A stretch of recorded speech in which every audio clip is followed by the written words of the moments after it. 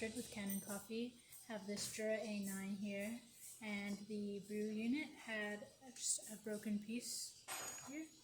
This just goes right in there. So unfortunately we had to replace the whole brew unit because this piece isn't sold separately. So I did a tune-up on the machine, descaled it, deep cleaned it, and put it all back together. So I'm just going to do a little test for you, pull a shot of espresso.